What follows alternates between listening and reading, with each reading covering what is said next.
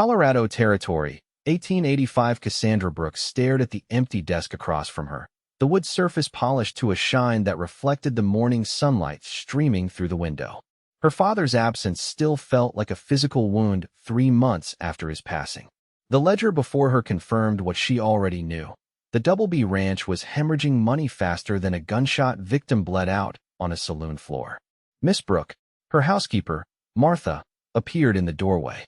The man about the foreman position is here. Cassandra straightened her high-collared blouse and adjusted the cameo brooch at her throat. At 26, she had resigned herself to spinsterhood long ago, focusing instead on helping her father manage their sprawling cattle operation. Now it was hers alone, and she needed help, desperately. "Send him in, please." The man who entered removed his worn hat immediately, revealing dark hair that curled slightly at the edges. His clothes were threadbare but clean, denim trousers, a faded cotton shirt, and boots that had seen better days. What struck her most were his eyes, green as summer grass and direct in their gaze. "Miss Brooke," he said with a slight nod. "Patrick James. I've come about the foreman position." Cassandra gestured to the chair across from her. "Please, sit down, Mr. James." As he settled his tall frame into the chair, she studied him. His hands were calloused, his face weathered by the sun. This was a man who had worked hard his entire life. "Your letter mentioned experience with cattle," she said, getting straight to business. "Yes, ma'am. 12 years.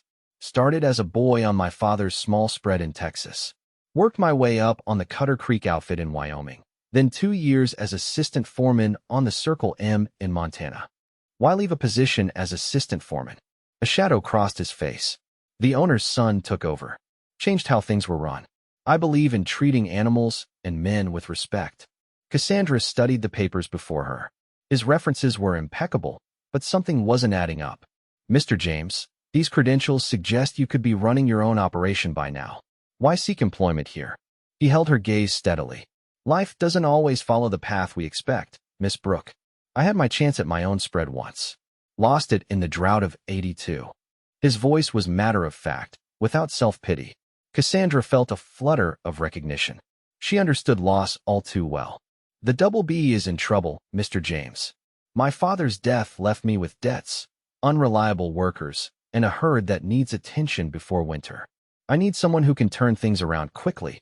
I understand, and I can help if you'll let me."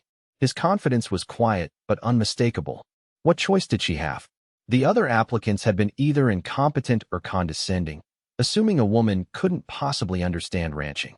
Patrick James had looked her in the eye and spoken to her as an equal. "The position pays $30 a month with room and board in the foreman's cabin. You'll have full authority over the ranch hands, but major decisions must be approved by me." "That's fair," he said, and extended his hand. Cassandra hesitated only briefly before taking it. His grip was firm, his hand warm against hers. "Welcome to the Double B, Mr. James." Neither of them could have known in that moment how their lives would intertwine, or how the touch of their hands was the first thread in a tapestry that would bind them together through the seasons to come. The first month passed in a flurry of activity.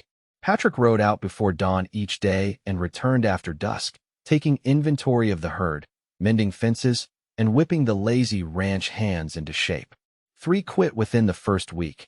He replaced them with men he personally vouched for. Cassandra found herself watching him from the window of her father's study, her study now. The way he sat a horse as if he'd been born in the saddle. The respect he commanded without raising his voice. The gentle way he handled the animals. One evening, she summoned the courage to ride out and see his progress for herself. She found him by the north pasture, repairing a section of fence. He didn't hear her approach, and for a moment, she observed him working, his movements efficient and purposeful.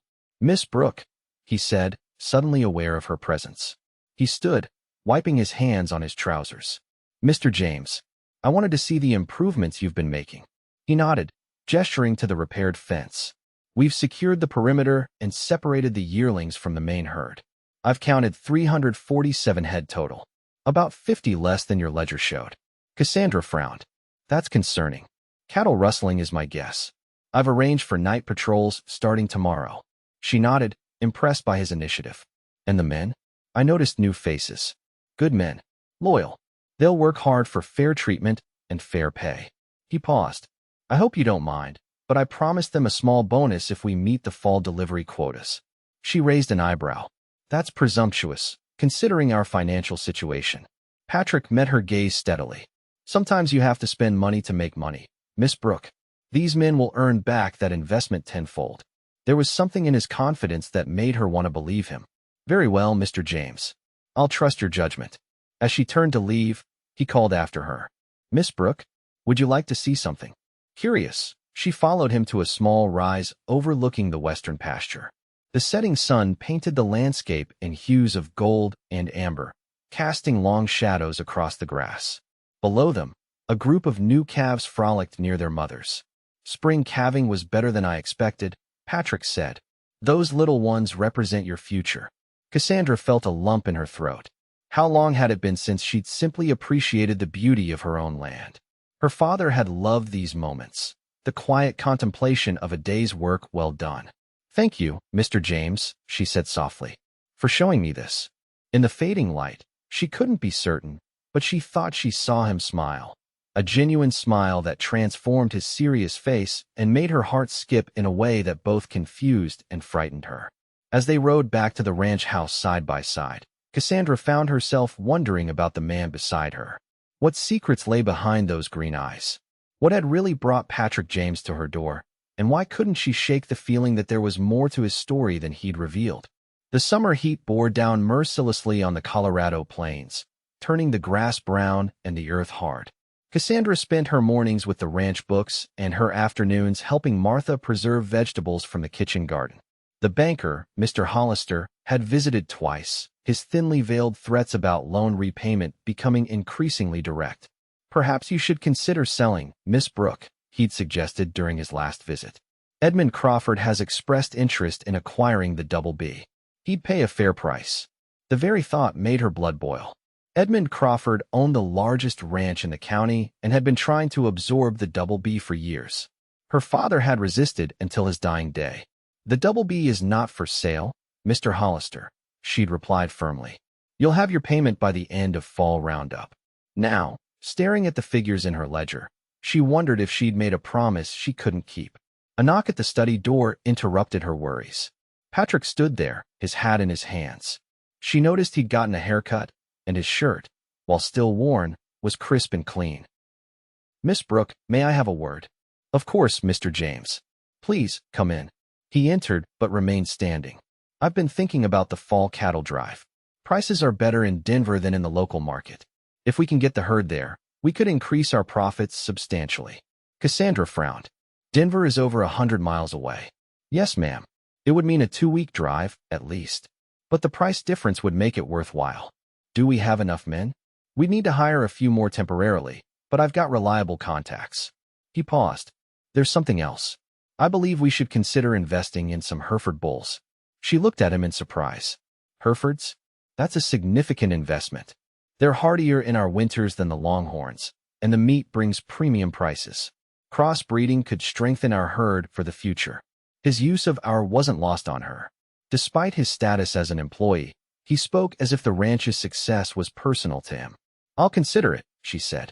But first, we need to make it through this season. Patrick nodded, then hesitated. There's one more thing. Edmund Crawford's men have been seen near our north boundary. Cassandra's grip tightened on her pen. Doing what? Nothing yet. Just watching. But I don't trust him. Nor do I, she admitted. Mr. Crawford visited my father repeatedly during his illness, pressing him to sell. He seems to think a woman can't possibly run a ranch successfully. Patrick's expression hardened. Then he's a fool. The declaration hung in the air between them, unexpectedly personal. Cassandra felt a flush rise to her cheeks. Thank you for your confidence, Mr. James. Their eyes met, and something unspoken passed between them. A mutual recognition of respect that felt suddenly, dangerously close to something more. Patrick cleared his throat. I should get back to work. The men are moving the herd to the south pasture today. After he left, Cassandra found herself standing at the window, watching his retreating figure. What was happening to her? She had built walls around her heart after Jonathan Hargrove had jilted her 6 years ago, choosing a banker's daughter over a rancher's. She'd sworn never to make herself vulnerable again. Yet something about Patrick James made those walls feel increasingly fragile. Later that evening, as she prepared for bed, a commotion outside drew her to the window. Riders were approaching, at least half a dozen, moving fast. She hastily donned a robe over her nightgown and hurried downstairs. Martha met her in the hallway, her face creased with worry. "Miss Cassandra, there's trouble." Before Cassandra could respond, the front door burst open. Patrick stood there, his shirt torn and a dark bruise forming on his jaw. "Crawford's men," he said grimly. "They've cut our fence line and scattered part of the herd." The next morning dawned with a tension that hung in the air like the threat of an approaching storm. Cassandra had barely slept, her mind racing with worries about the scattered cattle and the implications of Edmund Crawford's aggression. She dressed in her riding clothes, a split skirt that scandalized the local church ladies but allowed her to ride astride, and headed to the stables. Patrick was already there, saddling his horse. "Mr. James, I'm coming with you." He turned, surprise evident on his face. The bruise on his jaw had darkened overnight. "Miss Brooke, it's going to be a long day of hard riding." "I'm well aware. This is my ranch, and those are my cattle." She began saddling her mare with practiced movements. After a moment of watching her, he nodded. "Yes, ma'am." They rode out with 4 other hands, splitting into pairs to cover more ground. Cassandra found herself riding alongside Patrick, scanning the horizon for signs of the missing cattle. "Crawford has been trying to push smaller ranchers out for years," she said as they rode. "He controls the water rights in the Eastern Valley already." Patrick's expression was grim. "Men like that only understand one thing, strength. We need to show him the double B won't be intimidated." They rode in companionable silence for a while, the rhythm of the horse's hooves a soothing counterpoint to her troubled thoughts. "May I ask you something, Mr. James?" she finally said. "Of course. You mentioned losing your ranch in the drought of '82. Where was it?" A shadow crossed his face. "North Texas. Small spread, nothing like this. My father left it to me when he passed.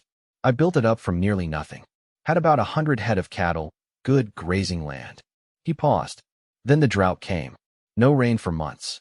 The creek dried up. I dug wells until my hands bled, but it wasn't enough." Cassandra felt a pang of sympathy. "What happened?" "I borrowed money to dig deeper wells, to buy feed. When the cattle started dying anyway, I couldn't repay the loans." His voice was matter of fact, but she could hear the pain beneath. "The bank foreclosed.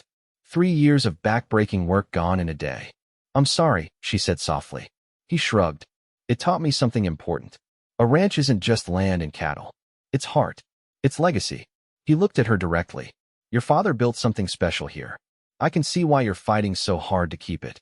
Before she could respond, he reined his horse to a stop, pointing to a distant ridge. "There. I see movement." They spent the rest of the day rounding up strays, 37 in total. By sunset, they were exhausted but satisfied with their progress. As they rode back to the ranch house, Cassandra found herself studying Patrick's profile in the fading light. Who was this man who spoke of heart and legacy with such conviction? Who worked as if the double B were his own? For the first time in years, she felt a dangerous curiosity stirring, a desire to know someone beyond the practical necessities of business. That night, after a simple dinner with Martha, Cassandra sat at her desk writing a strongly worded letter to Edmund Crawford. A knock at the study door interrupted her concentration. Patrick stood there, holding a small wooden box. "May I come in, Miss Brooke?" She nodded, setting aside her pen. "I thought you might want this for your injury," he said, approaching her desk. Only then did she remember the scratch on her cheek from a branch she'd ridden too close to during their cattle search. "It's nothing," she said, touching it self-consciously. Even so, he opened the box, revealing a small tin of salve. "My mother's recipe. Pine resin and beeswax. Heals almost anything." The gesture touched her unexpectedly. "Thank you." He nodded, then noticed the letter on her desk. Writing to Crawford? "Yes. Informing him that if his men trespass again, I'll involve the sheriff." Patrick's expression darkened. "Sheriff Tanner is in Crawford's pocket. Then what do you suggest?" He was quiet for a moment. "We need allies. Other small ranchers who've had trouble with Crawford. Together, we might have enough influence to counter him." Cassandra considered this. The Hendersons to the south have had water disputes with him, and the widow Sullivan mentioned missing cattle last month at church. That's a start. We could host a meeting here, discuss a united front. His eyes lit with purpose. Crawford can intimidate one ranch, but not all of us together. The way he said us made her heart warm in a way she hadn't felt in years. In that moment, with the lamplight casting a golden glow over the study, Patrick James didn't feel like an employee. He felt like a partner. "That's an excellent idea," she said. "I'll send invitations tomorrow." He smiled then, a genuine smile that transformed his serious face, and Cassandra felt something shift between them. A boundary crossed, though neither had moved. As he bid her good night and turned to leave, his hand brushed against a framed photograph on her desk, sending it toppling. He caught it before it hit the floor, and as he straightened it, his expression changed. "Who is this?" he asked, studying the image of Cassandra standing beside a well-dressed young man. "Jonathan Hargrove," she said, her voice carefully neutral. "An old acquaintance."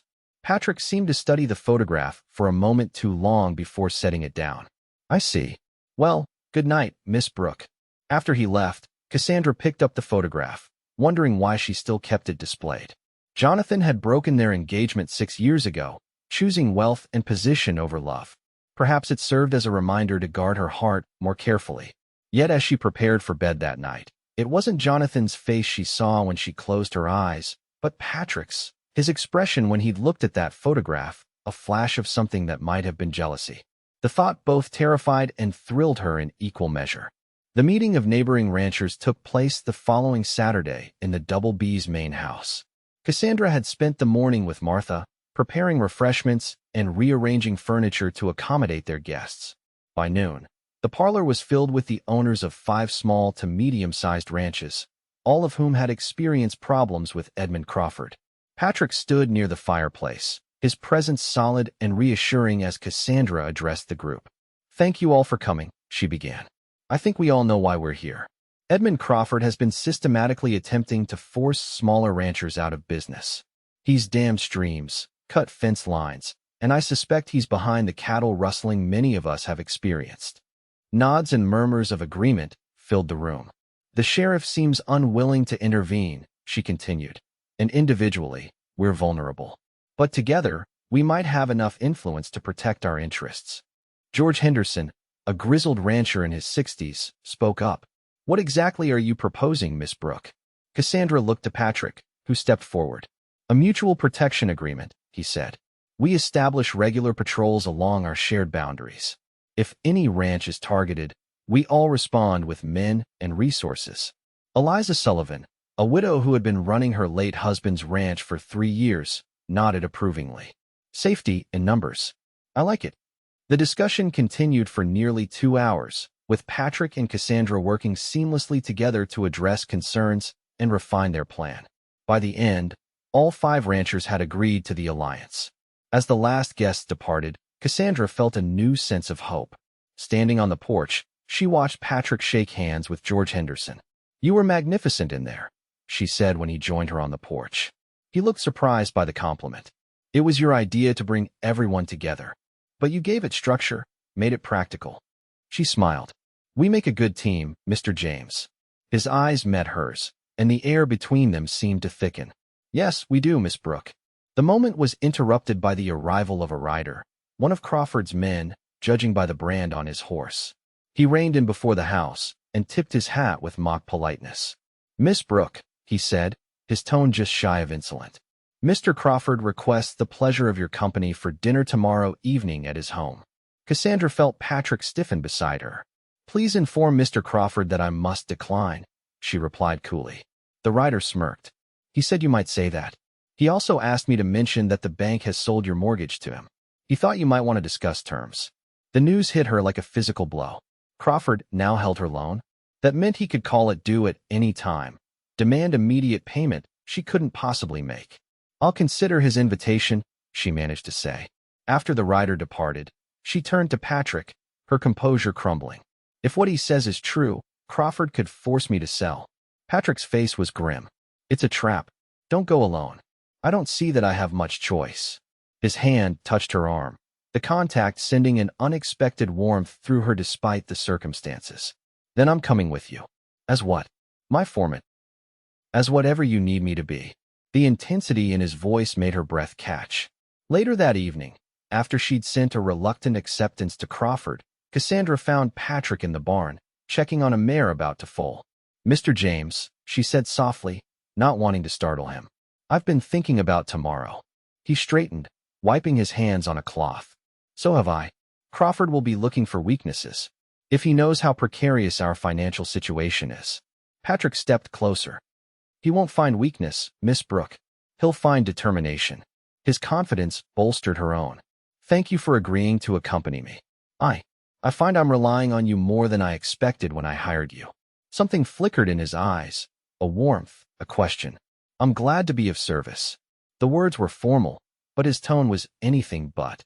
For a moment, they stood in the dimly lit barn, the air between them charged with unspoken possibilities. A soft nickering from the mare broke the spell. Patrick turned back to the animal. "She's restless. The foal might come tonight." "I'll leave you to it, then," Cassandra said, suddenly aware of how inappropriate it was for her to be alone with him in the barn at night. "Good evening, Mr. James." As she walked back to the house, Cassandra tried to make sense of her tumultuous feelings.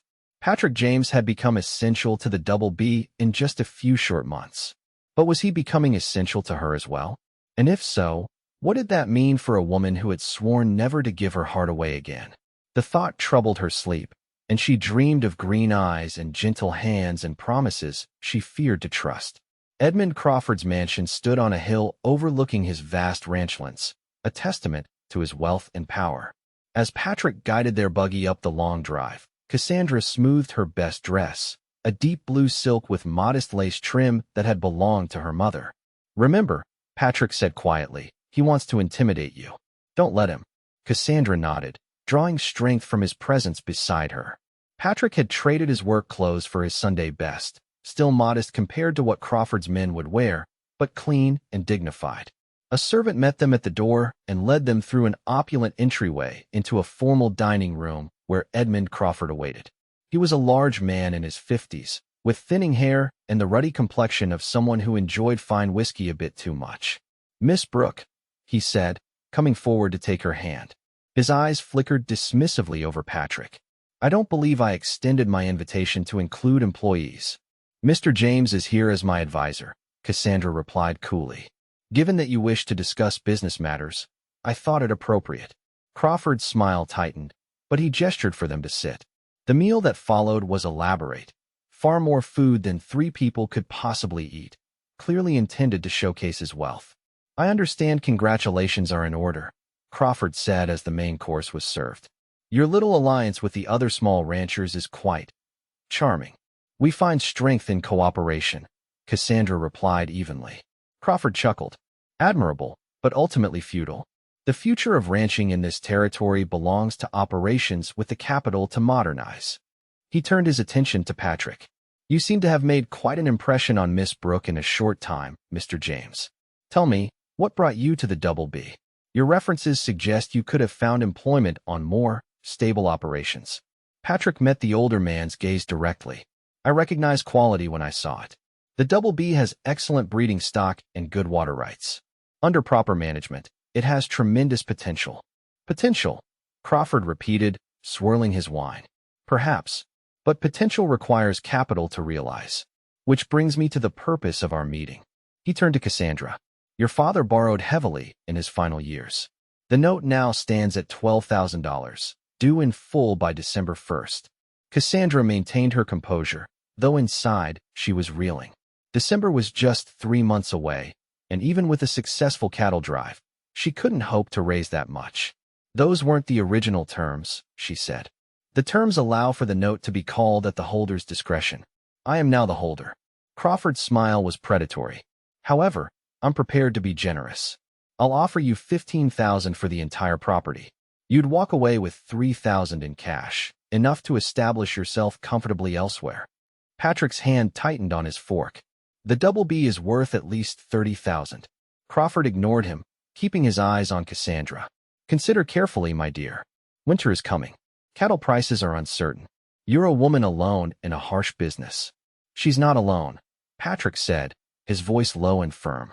Crawford raised an eyebrow. "No? A hired hand with no stake in the outcome hardly constitutes support, Mr. James."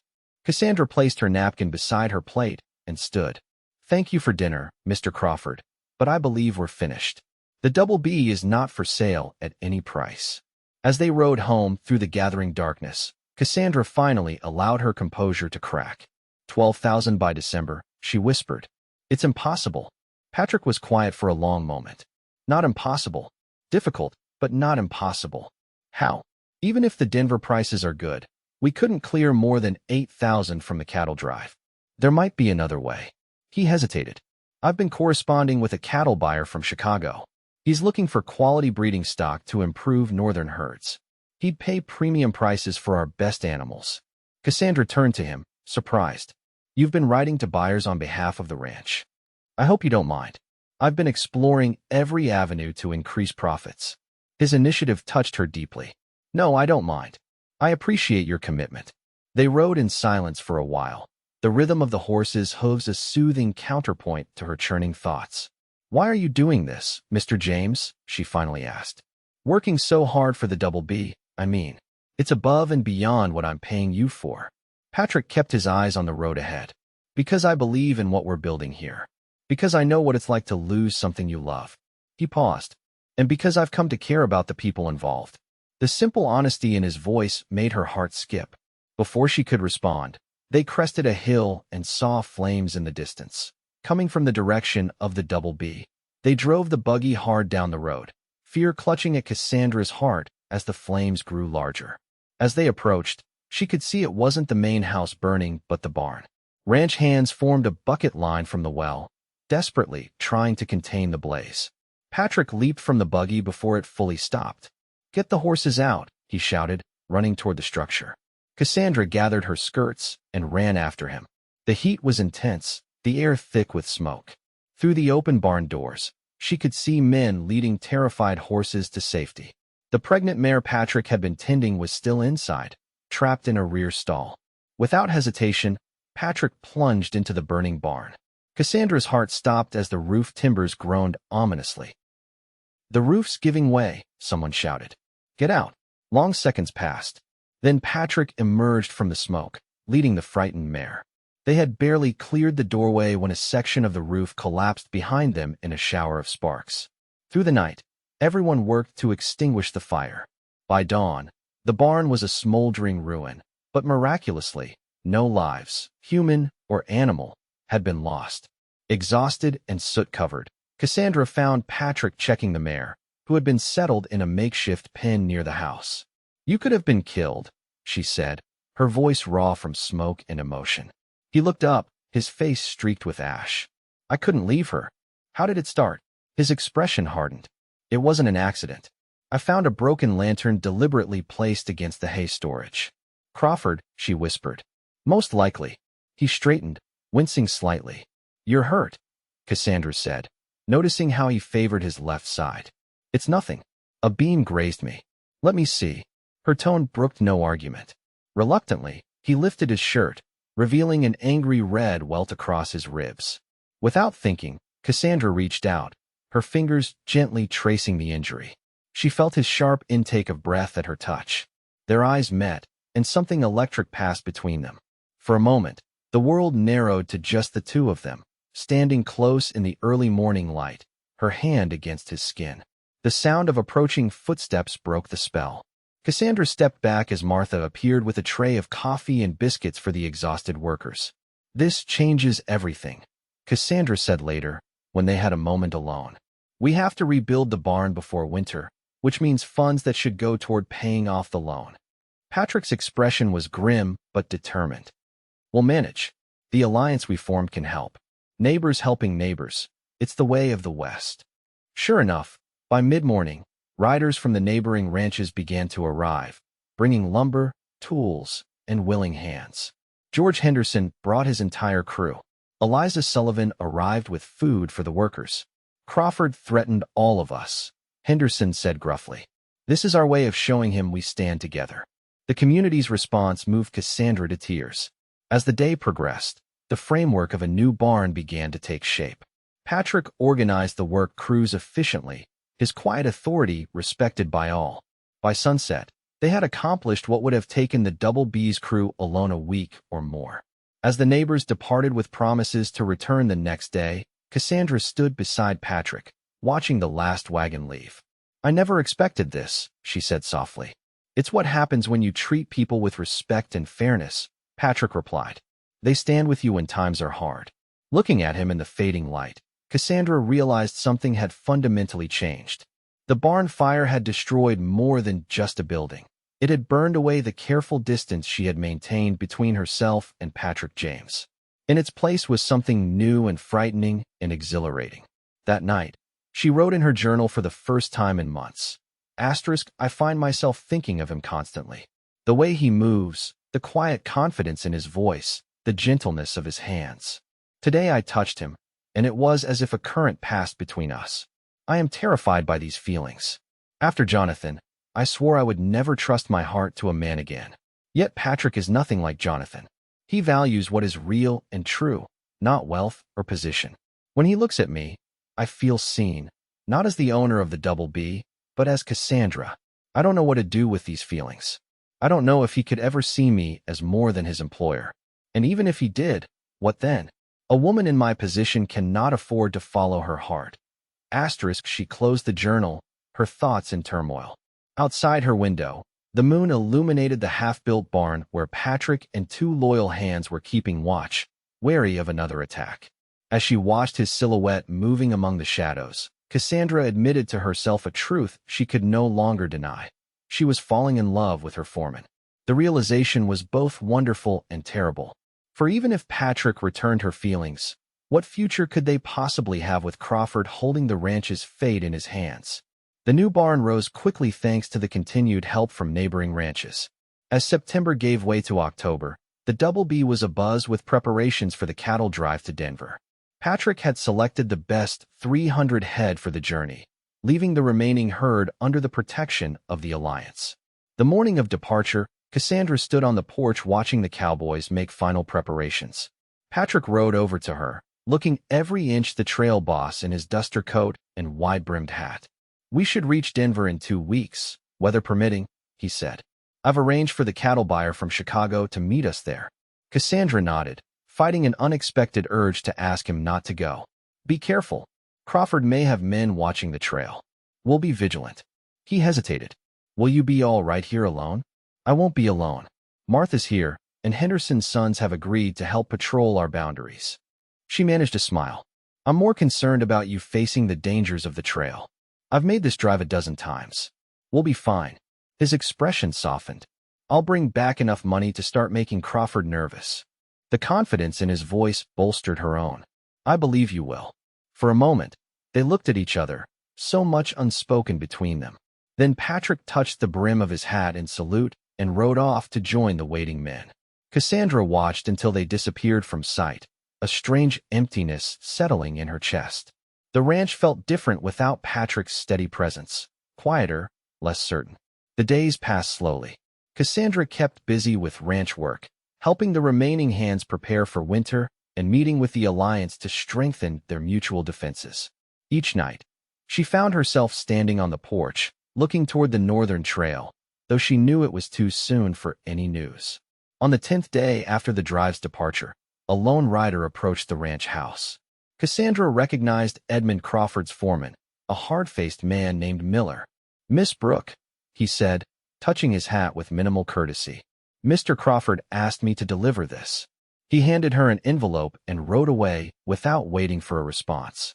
Inside was a brief note. "Miss Brooke, I have received intelligence that your cattle drive has encountered difficulties near Black Canyon. Apparently, several hundred head have been scattered by rustlers, and there are reports of injuries among your men.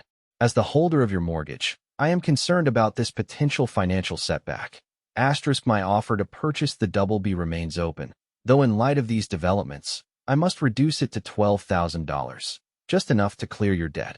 I suggest you consider carefully. Winter is approaching, and a woman alone cannot hope to recover from such losses. Regards." Edmund Crawford. Cassandra's hands trembled as she read the note. Rustlers at Black Canyon? Injured men? Was Patrick among them? The thought made her blood run cold. She knew immediately what Crawford was doing, creating uncertainty and fear to pressure her into selling. But what if there was truth to his claims? What if the drive really had been attacked? That night, Unable to sleep, Cassandra made a decision. At first light, she saddled her horse and rode to the Sullivan Ranch. Eliza was already up, feeding her chickens. "I need to get a message to Denver," Cassandra explained after showing her Crawford's note. "I need to know if the drive is safe." Eliza nodded thoughtfully. "My nephew works for the telegraph office in Carlton. He could send a wire to Denver for you." Carlton was a half-day's ride, but it was their closest connection to the outside world. By mid-afternoon, Cassandra had dictated her message. T.O. Patrick James, Stockyards, Denver. Heard report of attack at Black Canyon. Please confirm status of drive and men. Crawford pressing for sale. Cassandra Brooke. The wait for a response was agonizing. Cassandra spent another night at the Sullivan Ranch rather than make the return journey in darkness. The next morning, Eliza's nephew rode in with the reply. T.O. Cassandra Brooke, Sullivan Ranch. No attack. Drive proceeding well. Arrive Denver tomorrow. Crawford lying. Do not sell. Bringing good news. Patrick relief washed over Cassandra like a cool rain after drought. The drive was safe. Patrick was safe. And apparently, there was good news coming. She rode back to the Double B with renewed determination. Crawford's attempt to manipulate her through lies only strengthened her resolve to fight him. But as she approached the ranch, she saw smoke rising once again, this time from the direction of the main house. Fear clutched at her heart as she urged her horse to a gallop. What she found when she arrived was not a fire, but Martha in the yard, burning a pile of papers. "Martha, what are you doing?" The housekeeper looked up, her face streaked with tears. "Oh, Miss Cassandra, thank the Lord you're back. They came while you were gone. Crawford's men said they had orders to inventory the property. I wouldn't let them in the house, but they forced their way into the study." Cassandra dismounted quickly. "What did they take?" "I don't think they took anything, but they went through all your father's papers. I found them scattered everywhere after they left." Martha's voice broke. "I'm sorry, Mississippi. I couldn't stop them." "It's not your fault," Cassandra said, her mind racing. What had Crawford's men been looking for? And more importantly, had they found it? She hurried to the study, Martha following anxiously behind. The room had been thoroughly searched, drawers left open, books pulled from shelves. But nothing seemed to be missing. As she began restoring order to the chaos, Cassandra found herself wondering what Patrick's good news might be. Could it possibly be enough to save the Double B from Crawford's clutches? And would Patrick return quickly enough to help her face whatever Crawford was planning next? The cattle drive returned 3 days later, bringing with it both triumph and concern. Patrick had secured excellent prices for the herd, nearly $9,000, far better than Cassandra had dared hope. The Chicago buyer had been impressed with the quality of their breeding stock and had placed a substantial order for the spring. But Patrick's face was grim as he handed her the bank draft. "Crawford's men were watching us the entire time in Denver," he said when they were alone in the study. "They approached our buyer, tried to convince him we were selling diseased cattle. Did they succeed?" Patrick shook his head. "Fortunately, he's an experienced man who knows quality when he sees it. But it shows how far Crawford will go." Cassandra told him about Crawford's deceptive letter and the subsequent invasion of the study. "He's getting desperate," Patrick said thoughtfully. "Which means he's worried." "About what?" "Even with this money, we're still $3,000 short of paying off the loan." Patrick hesitated, then reached into his coat pocket and withdrew a folded document. "I think I know what Crawford's men were looking for. This arrived for me while I was in Denver. Information I requested from the Territorial Land Office." He unfolded the paper on the desk. It was a survey map of the region, with property boundaries clearly marked. "Look here," Patrick said, pointing to a section along the eastern edge of the Double B. "According to the original survey, this creek and the land for 50 yards on either side belongs to the Double B, not to Crawford's ranch." Cassandra leaned closer. "But Crawford's been using that water for years. He has a dam there." "Exactly. He's been trespassing and stealing your water all this time. If this became public knowledge, he could be forced to pay damages, possibly enough to cover the remainder of your loan." Hope surged through Cassandra, only to be quickly dampened by reality. The territorial courts would take months to resolve such a dispute. "Crawford will call in our loan in less than 6 weeks." Patrick straightened, his green eyes intense. "There's another option." Crawford wants the double B because he needs your water rights for his expanding operation. What if we use that against him? How? We offer him a deal, a legitimate water-sharing agreement in exchange for restructuring the loan. He gets guaranteed access to what he needs, and you get time to pay off the debt. Cassandra considered this. It could work. But Crawford is a prideful man. After everything he's done, he might refuse out of spite. Then we make it public that he's been stealing your water. His reputation would suffer, and the other ranchers would know exactly what kind of man they're dealing with. The strategy was sound, but risky. If it failed, Crawford might become even more determined to destroy them. It's worth trying, she finally said. But we should be prepared for him to refuse. Patrick nodded, his expression softening as he looked at her. Whatever happens, we'll face it together. The word together hung in the air between them, laden with meaning beyond their business partnership.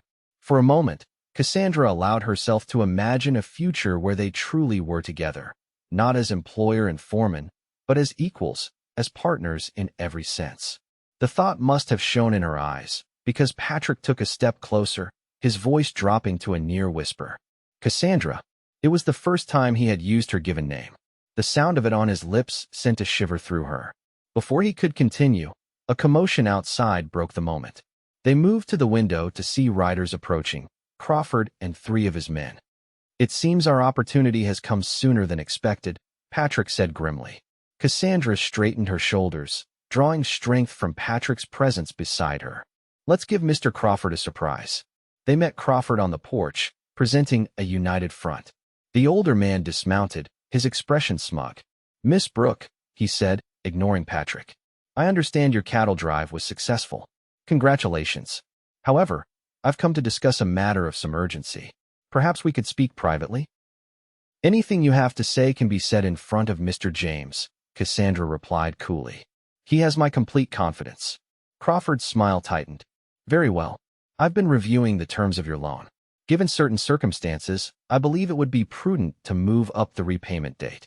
I'll require the full amount by November 15th. That's 2 weeks from now, Cassandra said, keeping her voice steady despite the shock. The original agreement specified December 1st. As I explained at dinner, the terms allow for adjustment at the holder's discretion. I'm exercising that option. Patrick stepped forward. Before you make that decision final, Mr. Crawford, there's something you should see. He produced the survey map, unfolding it for Crawford to view. According to the Territorial Land Office, you've been using Double B water illegally for years. By law, Miss Brooke could claim substantial damages. Crawford's face reddened. This is absurd. That boundary was settled long ago. Not according to official records, Patrick countered. But Miss Brooke is prepared to be reasonable. She's willing to negotiate a legitimate water-sharing agreement in exchange for maintaining the original loan terms and restructuring the debt over 3 years. For a moment, Crawford seemed speechless. Then his expression darkened. You think you're very clever, don't you, James? A drifting cowboy who suddenly fancies himself a businessman. He turned to Cassandra. And you? Your father would be ashamed to see you hiding behind a hired hand, making desperate threats based on outdated maps. My father would be proud that I'm fighting for what's rightfully mine, Cassandra replied, her voice steady. This is a fair offer, Mr. Crawford. You get legal access to water you need, and the Double B remains independent. Everyone wins. I don't compromise with women who don't know their place. Crawford's voice was cold, and I certainly don't negotiate with saddle tramps. November 15th, Miss Brooke. Not a day later. He turned to leave, then paused. Oh, and James, I know who you really are. Did you tell Miss Brooke about your history with the law in Texas? No.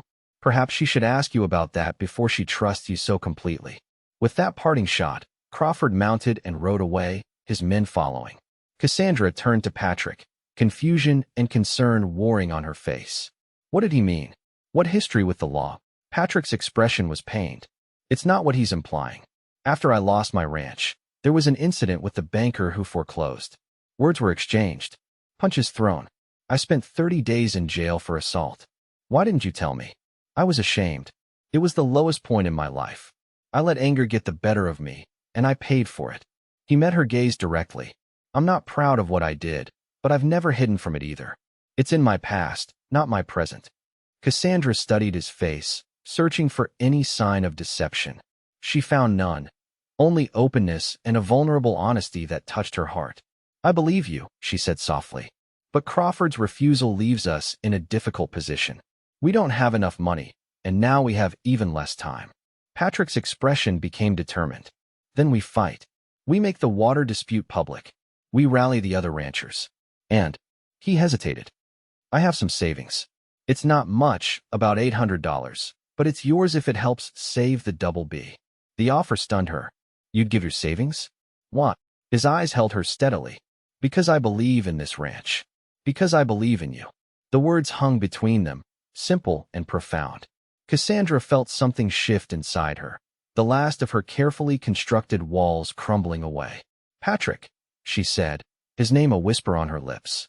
Before either could say more, the sound of hoofbeats announced another arrival. This time it was George Henderson, riding hard.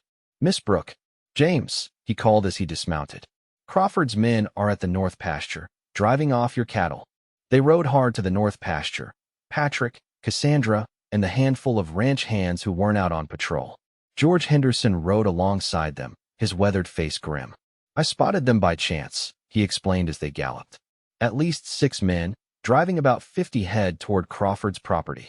He's not even trying to hide it anymore," Patrick said, his voice tight with anger.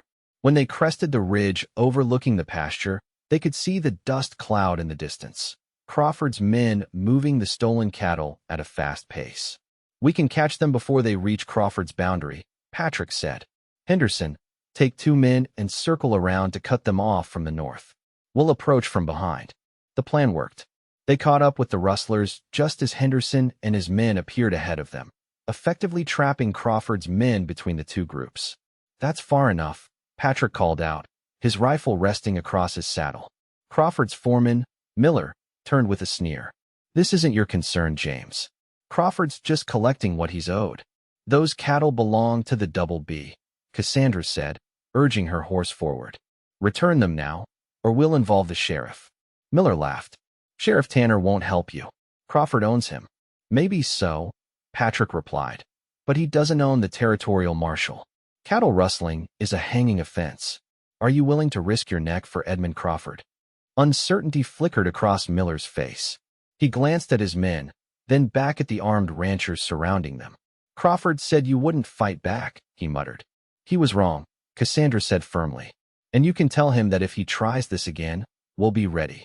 After a tense moment, Miller signaled his men to release the cattle. As they rode away, he turned back with a final warning. "This isn't over. Not by a long shot."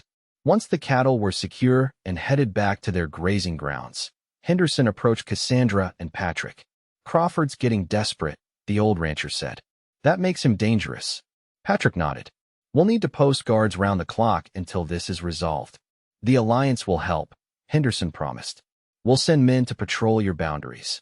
After Henderson departed, Cassandra and Patrick rode slowly back toward the ranch house, the setting sun painting the landscape in hues of gold and amber. "You were magnificent out there," Patrick said quietly, standing up to Miller, protecting what's yours.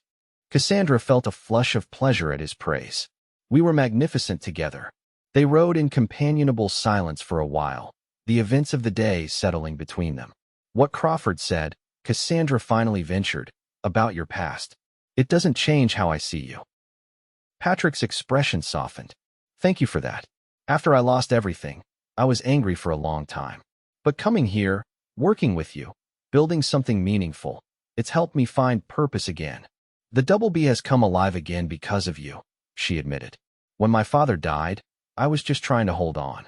You've helped me see beyond mere survival to what this ranch could become." Their eyes met, and in that moment, Cassandra knew with absolute certainty that what she felt for Patrick James was love, not the girlish infatuation she had once felt for Jonathan, but something deeper, stronger, built on respect and shared purpose. "Cassandra," Patrick began, his voice low and intense, "there's something I need to tell you." The crack of a rifle shot cut through the air, and Patrick jerked in his saddle, his face registering shock before he toppled sideways off his horse. "Patrick!" Cassandra screamed, dismounting and rushing to where he lay on the ground, blood spreading across his shirt from a wound in his shoulder. Another shot kicked up dirt inches from them. Cassandra dragged Patrick behind the shelter of a large boulder as 2 more bullets ricocheted off the stone. "Stay down," Patrick gasped, his face pale with pain. The shooting stopped as suddenly as it had begun. Cassandra risked a glance around the boulder, but saw no sign of the shooter in the gathering darkness. "We need to get to the house," she said, tearing a strip from her petticoat to bind Patrick's wound. "Can you ride?" "Help me up," he grunted. With difficulty, she got him back on his horse. Keeping low and using the terrain for cover, they made their way back to the ranch house. Martha gasped when she saw them. Patrick's shirt soaked with blood, Cassandra's face streaked with dust and tears. "Get hot water and clean cloths," Cassandra ordered, helping Patrick to the sofa in the parlor. As Martha hurried to obey, Cassandra carefully removed Patrick's shirt to reveal the wound, a deep furrow across his upper left shoulder, painful but not life-threatening. "You're lucky," she said, her voice shaking slightly. "Another inch to the right." "I've had worse," he said, attempting a smile that turned into a grimace of pain. Cassandra cleaned the wound as gently as she could, her heart aching at each wince he couldn't suppress. When she had bandaged him and given him laudanum for the pain, she sat beside him, her hands still trembling. "Crawford's men," Patrick said, his voice slightly slurred from the medication. "Most likely," she agreed. "He's escalating. First the barn, then the cattle, now this." "He won't stop," Patrick murmured, his eyes growing heavy. "Not until he has what he wants." As he drifted into a drug-induced sleep, Cassandra remained by his side, her mind racing. What would Crawford try next? And how could they possibly raise the remaining $3,000 in less than 2 weeks? More importantly, how could she protect Patrick and the others who had stood by her? The thought of anyone else being hurt, or worse, because of her determination to keep the Double B was unbearable. Later that night, after ensuring Patrick was comfortable and posting guards around the property, Cassandra retreated to her father's study. She unlocked the bottom drawer of his desk and removed a small wooden box containing her mother's jewelry, the last tangible connections to the woman who had died when Cassandra was 12. The emerald pendant, the pearl earrings, the gold bracelet engraved with her mother's initials. Together they might fetch $1,000, perhaps a bit more. Not enough, but a start. She was returning the box to the drawer when she noticed a folded paper that had slipped behind it. Curious, she retrieved it and unfolded a letter in her father's handwriting, dated just weeks before his death. "My dearest Cassandra, asterisk if you are reading this, I have passed on without having the courage to tell you an important truth. In my final years, I made decisions I now regret, borrowing against the ranch not only for operating expenses, but to invest in a silver mine that proved worthless. Asterisk asterisk, however, there is something of value I've kept hidden. When your mother died, I couldn't bear to part with her most precious possession, the diamond necklace given to her by her grandmother. I told you it was sold to pay debts, but in truth, it remains safely stored where no banker or creditor would think to look. Asterisk asterisk in the old oak behind the spring house, there is a hollow accessible from the north side, about 4 feet up the trunk. The necklace is there, wrapped in oilcloth. It was appraised 15 years ago at $4,000. By now, it may be worth considerably more. Asterisk asterisk I had hoped to retrieve it and pay off our debts before telling you, but my health has failed too quickly. Forgive me for my secrecy and my mistakes. The ranch and all its burdens are now yours, but so too is this legacy from your mother. Asterisk use it wisely, and know that I love you always. Your father." Cassandra read the letter twice, tears blurring her vision. A diamond necklace hidden all these years. Could it possibly still be there? At first light, she would check the old oak. If her father's letter was true, the Double B might yet be saved. And perhaps, just perhaps, there might be a future for her and Patrick after all. Dawn broke with a crisp clarity that spoke of approaching winter. Cassandra had barely slept, her mind filled with thoughts of her father's letter and the hidden necklace. After checking on Patrick, who was sleeping fitfully, his forehead hot with the beginnings of a fever, she slipped out to the spring house. The old oak stood as it had for generations, its massive trunk scarred by time and weather. Approaching from the north side, Cassandra ran her hands over the bark about 4 feet up, searching for a hollow. She found it, an opening just large enough for her hand to slip inside. Her fingers touched something wrapped in cloth. Heart pounding, she withdrew a small oilcloth package. Unwrapping it carefully, she gasped as the rising sun caught the brilliance of diamonds set in an intricate silver design. Her mother's necklace, hidden all these years. She returned to the house, the necklace secure in her pocket. Martha was in the kitchen preparing breakfast. "How is he?" Cassandra asked. "Feverish," Martha replied, her face creased with worry. "I've been giving him willow bark tea, but he needs a doctor." Cassandra nodded. "I'll send one of the hands to fetch Dr. Wilson from town." She hesitated. "Martha, I need to go to Denver today. I found something that might save the ranch, but I need to have it appraised and possibly sold." Martha's eyes widened. "You can't travel alone, not with Crawford's men about. I'll take 2 of our most trusted hands as escorts. We'll be careful." She touched the older woman's arm. "Will you look after Patrick while I'm gone?" "Of course, but he won't be happy when he learns you've gone." Cassandra smiled sadly. "Then don't tell him until he asks. By then, I'll be well on my way." The journey to Denver was tense, but uneventful. With her armed escorts and the diamond necklace carefully concealed, Cassandra made her way to the city's most reputable jeweler, a Mr. Abernathy, whose shop catered to Denver's elite. The elderly jeweler examined the necklace with evident appreciation. European craftsmanship, at least 70 years old. The diamonds are of excellent quality. He looked up at Cassandra. "May I ask how you came by this piece, Miss Brooke?" "It belonged to my grandmother, passed down through my mother." He nodded, apparently satisfied. "It's quite valuable. I could offer you $3,500, or I could consign it for you, potentially fetching more, though it might take time to find the right buyer." "How long for consignment?" "Impossible to say. Weeks, perhaps months." With Crawford's deadline looming, Cassandra had no choice. "I'll accept your offer." By late afternoon, she had deposited the money in the Denver bank with instructions to transfer the funds to the Carlton Bank, where Crawford would expect payment. Combined with the cattle drive proceeds and Patrick's savings, they would have enough to pay off the loan with a small surplus. The double B would be saved. Cassandra rode home with a lighter heart, despite the physical weariness of traveling 60 miles in a single day. As they approached the ranch in the gathering dusk, however, she noticed something odd. No lamps were lit in the house or outbuildings. "Something's wrong," she murmured to her companions. "Be alert." They approached cautiously. The ranch yard was deserted, the doors to the house standing open. Fear clutched at Cassandra's heart as she dismounted and hurried inside. "Martha? Patrick?" she called. No answer. The house was in disarray, furniture overturned, drawers pulled open, papers scattered. In the parlor where she had left Patrick resting, the sofa was empty, blood-stained bandages on the floor. Miss Brooke, one of her escorts, appeared in the doorway. "Found this nailed to the barn door." He handed her a note written in a crude hand. "Asterisk, if you want to see your foreman and housekeeper alive, come to Crawford's ranch. Come alone. Tell no one." Asterisk. Cold fear washed over Cassandra, followed by hot rage. Crawford had crossed a line that could never be uncrossed. He had taken people she loved hostage. "Ride to the Henderson place," she told her escort. "Tell them what's happened. Then gather as many of the alliance as you can. I'm going to Crawford's."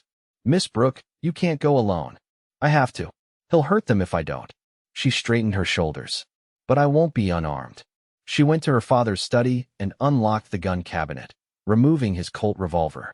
After checking that it was loaded, she tucked it into the pocket of her riding skirt. As she mounted her tired horse for the ride to Crawford's ranch, Cassandra felt a strange calm settle over her. Fear remained, but beneath it was a steel resolve. Crawford had taken everything from her, her peace, her security, and now the 2 people she cared for most. She would get them back, whatever the cost. Crawford's mansion was ablaze with light as Cassandra approached, every window illuminated against the night sky. 2 guards at the entrance gate stopped her. "I've come to see Mr. Crawford," she said firmly. "He's expecting me." After a brief exchange by one guard with the house via a speaking tube, a modern convenience that showed Crawford's wealth, they allowed her through. A servant met her at the door.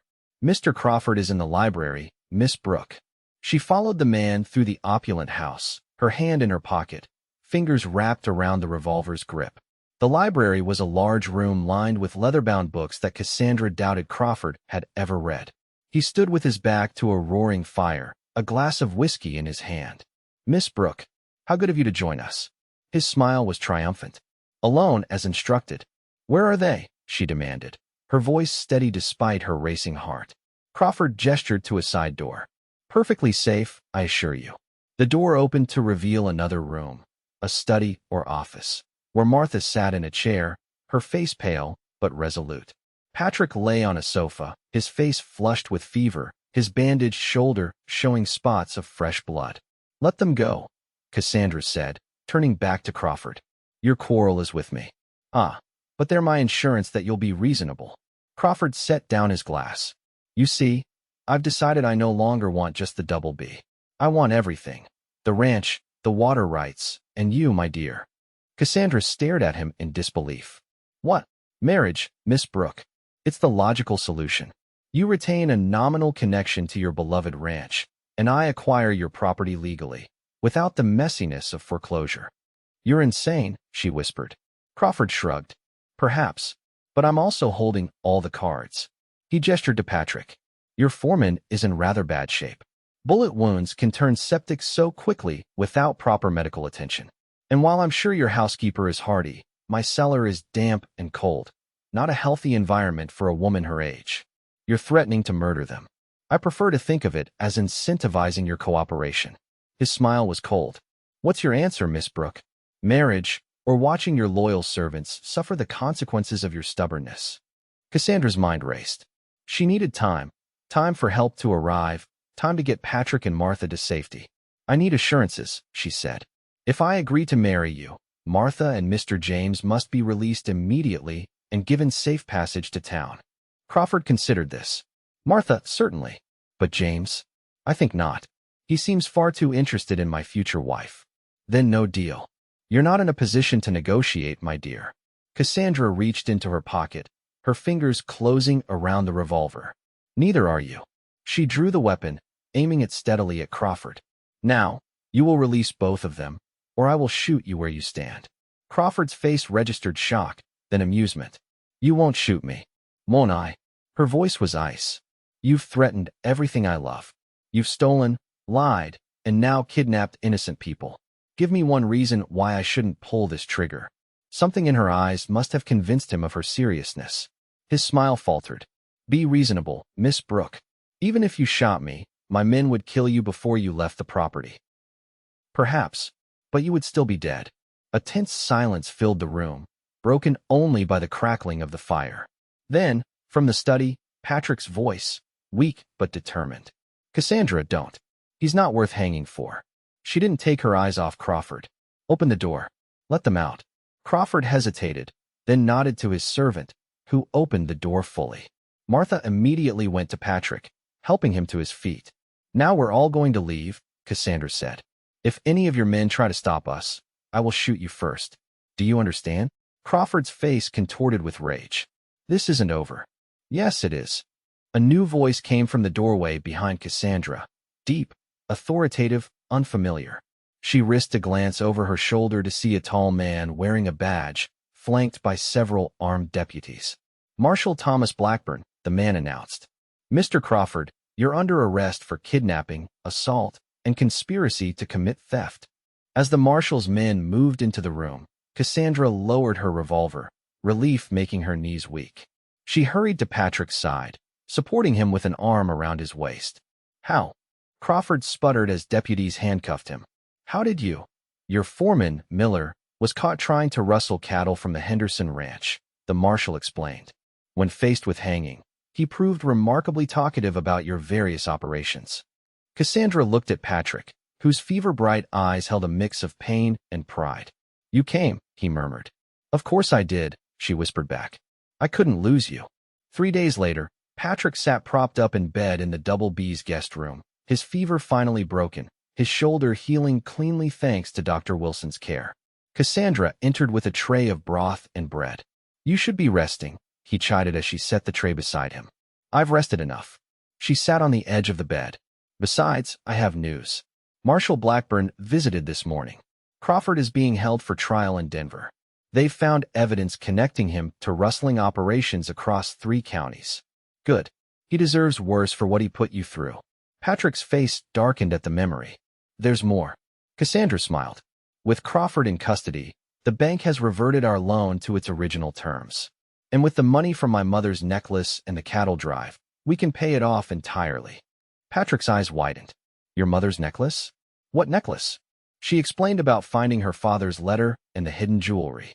It feels like he was watching over us, providing a way out when we needed it most. You're free of Crawford, free of debt. Patrick's smile was warm, though tinged with something like sadness. The Double B is secure at last. Yes. Cassandra hesitated, then took his hand. But there's something still unsettled between us. His green eyes met hers, questioning. Before you were shot, you were about to tell me something, she prompted. Patrick's expression softened. I was going to tell you that I love you, Cassandra Brooke. That I've loved you since that evening we watched the Cavs in the sunset. That I want to spend my life building something with you, if you'll have me. Joy blossomed in her heart, bright and warm. I thought perhaps it was just gratitude I was feeling, or admiration. But when Crawford took you, I knew the truth. I love you, Patrick James. I can't imagine the Double B, or my life, without you. He reached up to touch her cheek. I have nothing to offer but my hands and my heart. Is that enough? It's everything, she whispered, leaning down to press her lips to his.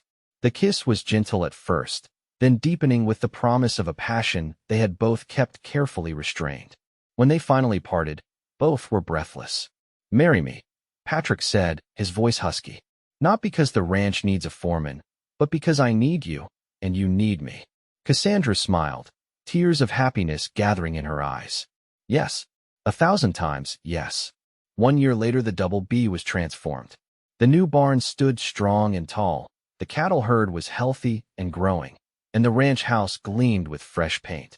In the yard, tables had been set up beneath a canopy of lanterns, a celebration in full swing as the sun began to set. Cassandra stood on the porch, watching the festivities with a contented smile. Martha was directing the serving of food, while George Henderson and the other Alliance ranchers chatted and laughed with the ranch hands. Strong arms encircled her from behind, and she leaned back into her husband's embrace. Happy anniversary, Mrs. James, Patrick murmured against her ear. She turned in his arms to face him, her heart still skipping at the sight of him, her foreman, her partner, her husband. Happy anniversary, Mr. James. His kiss was tender, full of the love that had only deepened in the years since their wedding. When they parted, he kept her close, his forehead resting against hers. Any regrets? He asked softly. Marrying your hired hand. Cassandra laughed. Only that I didn't hire you sooner. From the yard, Martha called for their attention. Time to cut the anniversary cake. Hand in hand, they descended the porch steps to join their friends and extended family. As Patrick squeezed her fingers gently, Cassandra reflected on the journey that had brought them here, from desperate ranch owner and hired foreman to partners in every sense, building a legacy together on the land they both loved. She had hired Patrick James to save her ranch, never expecting to find her heart's match in the process. Life, it seemed, had plans far greater than she could have imagined. And as the Colorado sunset painted the sky in shades of gold and amber, much like that evening when she first began to fall in love with him, Cassandra knew with absolute certainty that the greatest treasure of the Double B wasn't its land or its cattle or even its hard-won freedom from debt. It was the love that had blossomed unexpectedly between a wealthy ranch woman and the poor cowboy she had hired as her foreman, a love that would sustain them through all the seasons to come.